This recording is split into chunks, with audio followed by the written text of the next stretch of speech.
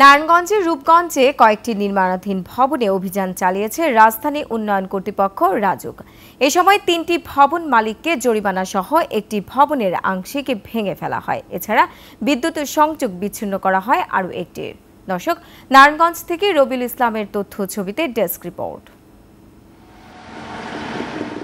দ্বিতীয় দিনের মতো সোমবার সকাল থেকে নারায়ণগঞ্জের রূপগঞ্জের রূপসী এলাকায় নির্মাণাধীন কয়েকটি বহুতল ভবনে অভিযান শুরু করে রাজধানী উন্নয়ন কর্তৃপক্ষ রাজুক।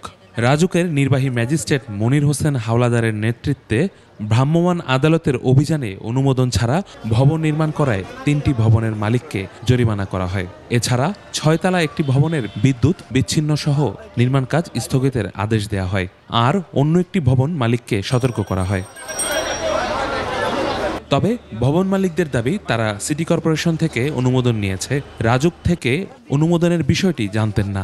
নোটিশ করলে তো আমরা জানতামই, নোটিশ করছে ওরা আইবো আজকে। আমরা যত কাজ করছি আর অনুমতি কাজ করছি, রাজুক যে আমরা রাজুকের আন্ডারে আমরা তো এটা জানি না। ওরা আপনাদের কথা মতো না চলে না শুনে তখন আপনারা ভাঙতে পারেন।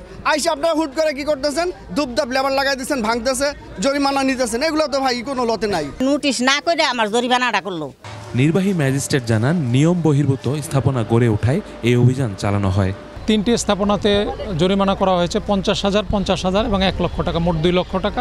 ২০ ফিট রাস্তা বিভিন্ন মহল্লাতে যেগুলো আইনে বলা আছে, এটি চলমান রাখলে নাগরিকের আপনার এখানে ফায়ার ব্রিগেড গাড়ির ঢোকার সুবিধা, এখানে অ্যাম্বুলেন্স ঢোকার সুবিধা, বিভিন্ন ধরনের সুবিধা হবে।